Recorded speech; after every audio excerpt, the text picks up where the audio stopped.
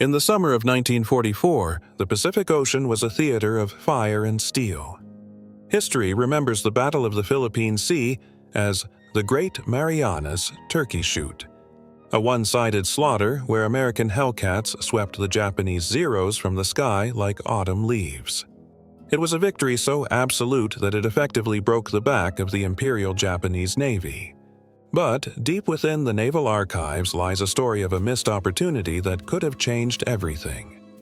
It is the story of a single, lumbering flying boat, a Martin PBM Mariner of Patrol Squadron 16, and a radio signal that bounced off the atmosphere, heard in Washington, D.C. and Pearl Harbor, but never by the fleet that needed it most.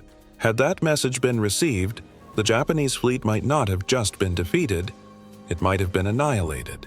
This is the documented archive of Operation Forager, the struggle for Saipan, and the desperate, dangerous missions of the flying meat of Patrol Squadron 16. By June of 1944, the Axis powers were being squeezed from all sides. In Europe, the D-Day landings in Normandy were tearing open the Atlantic Wall. In the Southwest Pacific, General Douglas MacArthur was clawing his way back to the Philippines. But it was Admiral Chester Nimitz who delivered the right hook with Operation Forager.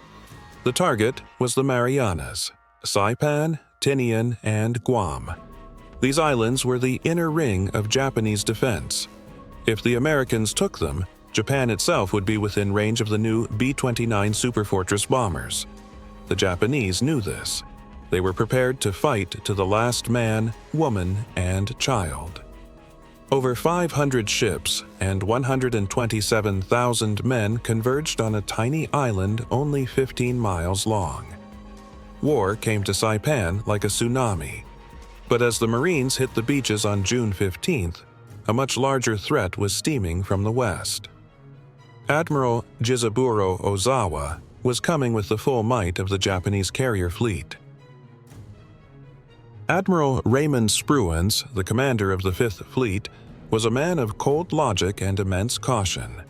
While his carrier commander, Mark Mitcher, wanted to sail west and hunt the Japanese fleet, Spruance was worried about an end-around attack. He feared Ozawa would lure the American carriers away, only to slip behind them and slaughter the defenseless troop transports off the coast of Saipan. Spruance needed eyes. He needed to know exactly where Ozawa was. American submarines like the USS Bowfin and USS Flying Fish had spotted the Japanese exiting the Philippines, but their reports were fragments of a larger puzzle. To bridge the gap, Spruance ordered the long-range flying boats of Patrol Squadron 16 up from the Marshall Islands. These were the Martin PBM 3D Mariners, massive twin-engine beasts designed for long-range scouting.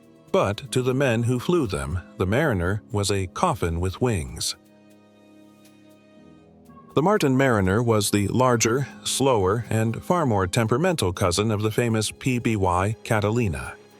It was underpowered, driven by Wright R 2600 engines that were a constant source of terror. If one engine failed, which happened often, the plane could barely stay level. If both failed, the crew was as good as dead. With a cruising speed well under 200 miles per hour, these flying boats were defenseless meat for any Japanese fighter. Yet these crews were tasked with flying hundreds of miles into enemy territory, searching for a fleet that wanted them dead. Among these men was William Sheehan, an aviation mechanic who joined Patrol Squadron 16 after training in the cold winters of Idaho and the heat of Florida. He flew in a Mariner nicknamed Boomerang, a name chosen in the desperate hope that the plane would always come back. On June 17th, Sheehan and his squadron arrived in the waters off Saipan, based aboard the seaplane tender Pokemoki. Their mission: find Ozawa before Ozawa finds the fleet. In the early morning hours of June 19, 1944, Lieutenant Arl was piloting his PBM Mariner 470 miles west of Guam. The radar screen flickered. There, in the darkness, were 40 ships, the main body of the Japanese fleet. This was the moment. The decisive battle was within reach. The radio operator, Chief Petty Officer Tibbets, immediately began tapping out the coordinates, but then physics intervened. A phenomenon known as skip distance caused the radio signal to bounce off the ionosphere and over the heads of the American fleet off Saipan. The message traveled thousands of miles, picked up clearly in Pearl Harbor and even in Washington, D.C. But for Admiral Spruance and the carriers of Task Force 58, there was only silence. The units that did receive the message failed to forward it. In desperation, Arl's crew sent the message in the clear, unencrypted, hoping anyone nearby would hear. Nothing. Arlie was forced to turn his slow Mariner round and fly 7 hours back to Saipan to deliver the news in person. By the time he landed, the opportunity was gone. The battle had already begun, but on the enemy's terms.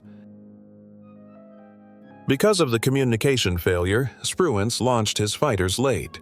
He wasn't launching them to attack Ozawa. He was launching them to defend his own ships from Ozawa's first strike. What followed was the Great Marianas Turkey Shoot. American Hellcat pilots, aided by superior radar and better training, decimated the Japanese air groups. Over 380 Japanese planes were destroyed in a single day. History calls it a masterpiece of defensive naval warfare. But for Admiral Mitscher and the men of the Squadron, it was a hollow victory. If they had received Arl's message in time, they could have struck the Japanese carriers while their decks were full of planes and fuel. Ozawa's fleet wouldn't have just been crippled, it would have been erased from history. The danger for Patrol Squadron 16 didn't just come from the Japanese. In the chaos of the Marianas, the Americans were often their own worst enemies. On June 22nd, a group of American Hellcats spotted a mariner returning from patrol. Mistaking the slow-moving flying boat for a Japanese Kawanishi, they attacked. One crew member, Gilbert Person, was killed by his own countrymen. Just days later, another mariner, piloted by Lieutenant Harry Flashbarth, was accidentally shot down by a destroyer of Task Force 58. There were no survivors. Meanwhile, on the island of Saipan, the fighting had turned into a nightmare of human desperation. William Sheehan, sent ashore to guard a damaged PBM, witnessed the grim reality of the outer ring. Bodies of Japanese soldiers and civilians floated in the water. He watched as Marines engaged in a war of no quarter. Sheehan later recalled a Marine named Frank Zark, who was so terrified of the Japanese night fighters, soldiers who would sneak into foxholes to slit throats, that he couldn't sleep. The tropical paradise had become a graveyard of 40,000 Japanese and 15,000 Americans. As the battle for the Marianas ended, Patrol Squadron 16 was exhausted.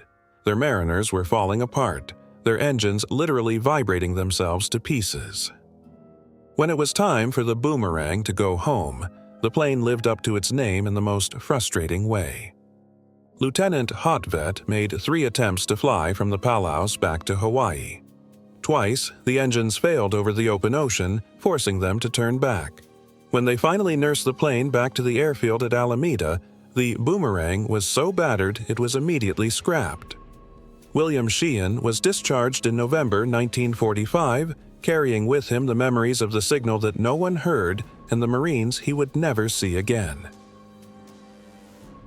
The role of Patrol Squadron 16 is often a footnote in the history books, overshadowed by the roaring engines of the Hellcats and the massive guns of the battleships.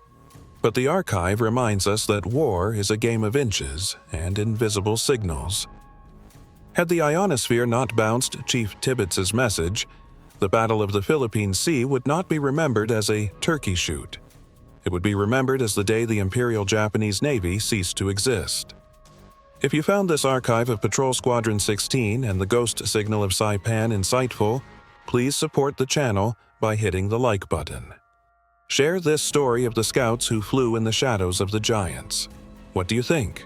Was Admiral Spruance's caution justified? Or did the communication failure cost the Allies a chance to end the naval war months earlier? Let us know in the comments below.